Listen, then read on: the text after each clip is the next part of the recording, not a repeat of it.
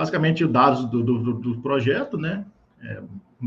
Dados básicos aí, só para a gente começar a se inteirar sobre a Solana, né? O código dela de negociação é Sol. E a mínima fração dela chama Laporte, né? Esse Laporte foi uma homenagem ao Leslie Laporte, que foi o ganhador do prêmio Turing, né? É um prêmio de matemática aí, o Turing é um cara bem conhecido aí, conhecido como o cara aí que fundou a computação moderna. E o principal fundador é o Anatoly Yakovenko, junto com o Greg Fitzgerald, o Raj Kogal e o Stephen Akihag. O ano de fundação, nós vamos, assim, a gente vai falar um pouco do Anatoly lá embaixo, lá nos próximos slides a gente comenta sobre ele bastante. O ano de fundação foi 2019, com a Fundação Solana. Na verdade, ali, o Anatoly, né, já desenvolveu ali a teoria dele de Proof of History em 2017, mas a fundação se deu aí em 2019. A proposta de valor deles é escalabilidade, velocidade e baixo custo. Isso a gente vai observar lá na frente também, que o baixo custo da Solana é um problema e que causa ataques, né, tipo de ataque chamado DOS ou DDoS, bem comuns aí na Solana, a gente vai abordar isso também. O ano de ICO foi 2020 e ela está hoje, né, é importante chamar a atenção isso aí, Davi, que ela está na mainnet beta, né, então ela ainda não está totalmente pronta para produção.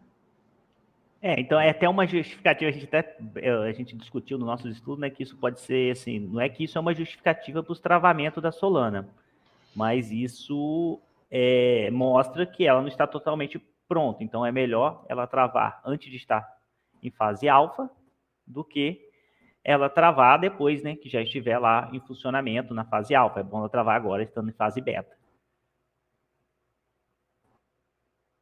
Igor, travou? Pessoal, acho que o Igor deu uma travadinha, mas...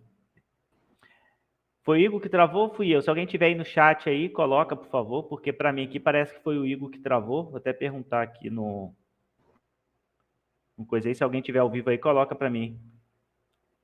Botei aqui perguntando a ele se ele tinha travado. Eu tô achando aqui que ele travou, mas vamos dar continuidade aqui.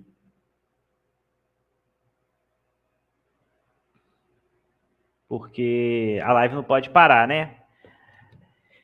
E vamos continuar aqui com a apresentação. Enquanto o Igor não volta, a gente estava aqui na parte do ano de fundação, foi 2019. A proposta de valor da Solana, ela é escalabilidade e baixo custo. Esse baixo custo, né, ele entra naquele problema que nós falamos, né? Não, me desculpa, eu voltei demais. Nós estávamos aqui na fase beta, né? Que ela é uma blockchain que está em fase beta, e é até interessante, né, salientar isso, porque quando uma blockchain ela está em fase beta, significa que ela não está totalmente pronta. Então, nós devemos ser paciente com alguns problemas que acontecem, igual tem acontecido alguns problemas na Solana. Nós vamos falar mais para frente sobre essa parte esse problema de travamento que ocorre na rede, entre algumas coisas a mais. Ela é uma DLT que se intitula de quarta geração, ou seja, ela é uma blockchain de quarta geração.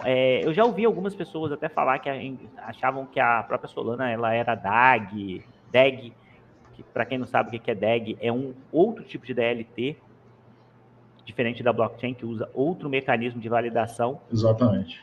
Mas para as pessoas que acreditavam nisso, a Solana não é DAG. A Solana ela é uma blockchain que se intitula ser de quarta geração, pois ela tem um mecanismo que ela considera ser uma melhoria para as blockchains, tanto de terceira, segunda ou de primeira geração.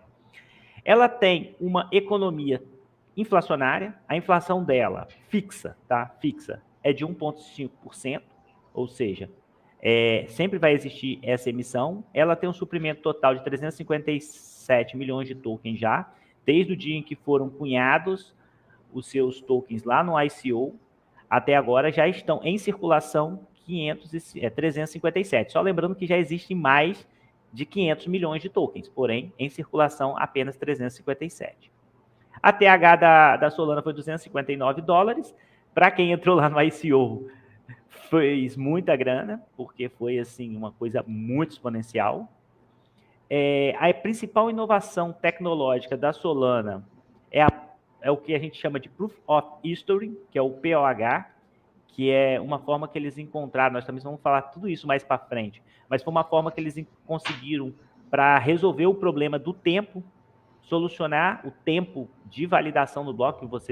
Para quem não sabe, para você poder ter um sincronismo nesse tempo, você resulta de ter uma perda de escalabilidade e de segurança se você faz alguns mecanismos, como aumentar a quantidade de transação, por vários outros fatores técnicos, vamos falar mais à frente. O algoritmo de consenso não é o Proof of History, é sim o Proof of Stake, utilizado com o Proof of History. E a principal linguagem de programação, que não é uma linguagem de programação nativa desenvolvida pela Solana, é o Rust. Mais alguma coisa a acrescentar aí, Igor? Você caiu? Rust, eu caí aqui, velho, a internet deu pau aqui. Eu fiquei até um pouquinho perdido na hora, porque eu deu uma bugada aqui, eu fiquei mais preocupado com você, eu comecei lá de cima de novo. Tranquilo. É assim mesmo. Vamos lá, ali o Rust ali é a linguagem de desenvolvimento para contrato inteligente, é a linguagem de desenvolvimento da própria Solana, né? E eu acho que é isso, acho que eu vi que você comentou, tá de boa, podemos passar aí. Bom, aí os dados dos fundadores, né?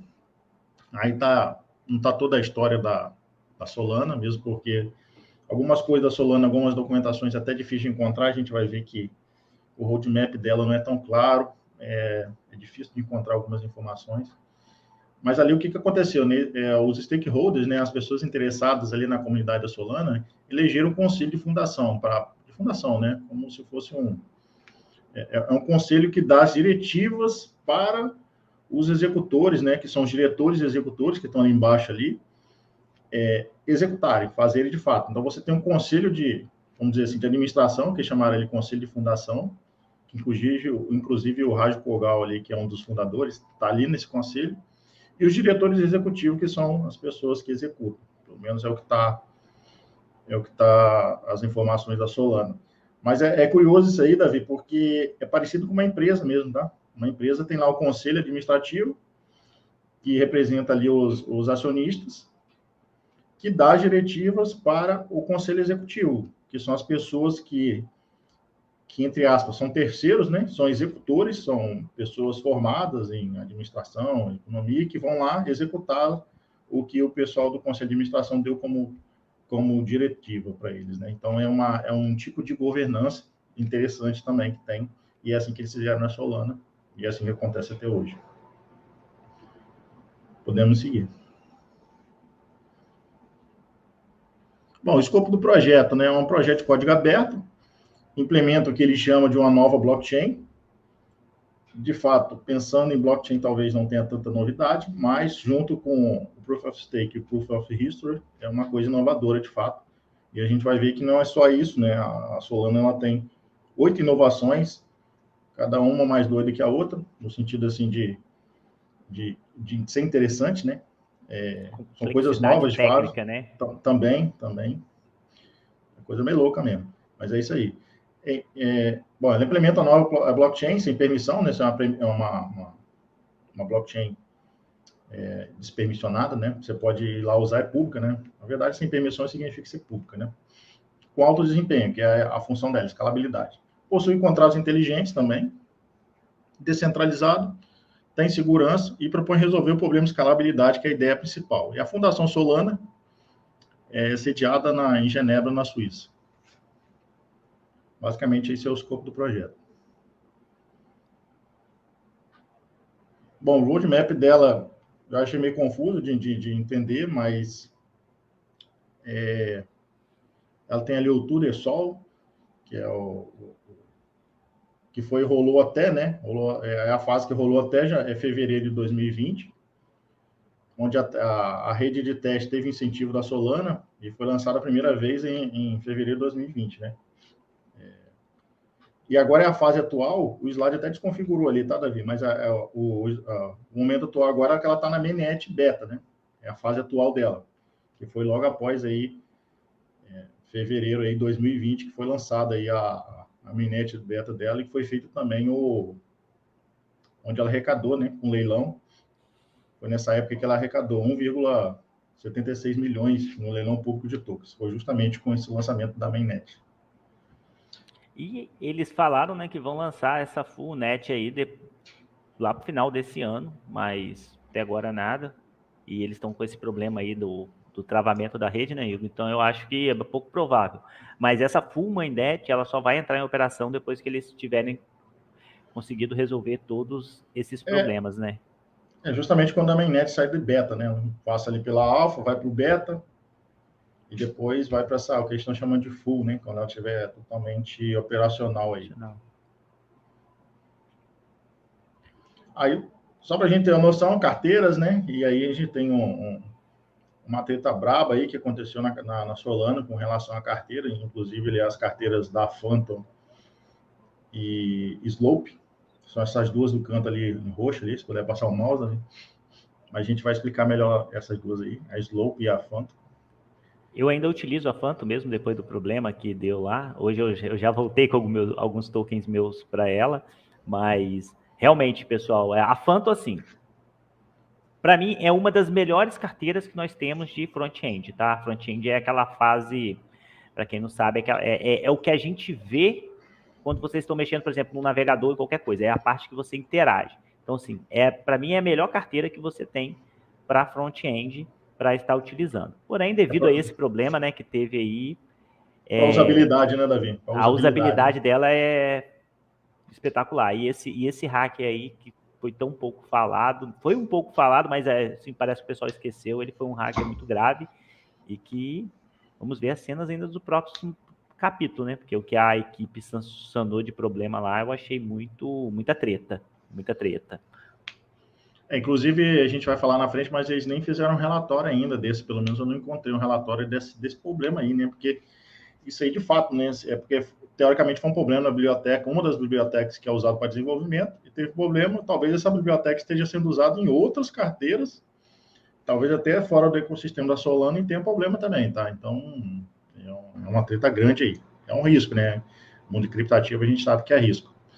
E aí a gente tem as carteiras principais aí, tem a Ledger, tem a Trezor, tem a Math Wallet, Trust Wallet, Soulflare, Atomic Wallet, Solid, tem aí a Exdo, a Coin99, tem bastante carteira aí.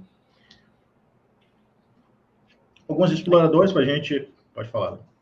Não, aqui é só os exploradores, né? Que a gente não precisa nem entrar muito aqui, isso aqui é só para quem quiser fazer uma pesquisa aí on-chain, né? Para quem não sabe o que é análise on-chain, é você verificar transações, para onde você enviou ou recebeu. Esses aí são os principais exploradores. Você também consegue ver a quantidade de full nodes, a quantidade o tamanho que a blockchain tá, tudo fazendo uma análise on-chain aí através desses links aí, tá? Se vocês quiserem, vocês falam que a gente até coloca esse link depois na descrição do vídeo, assim que acabar a live.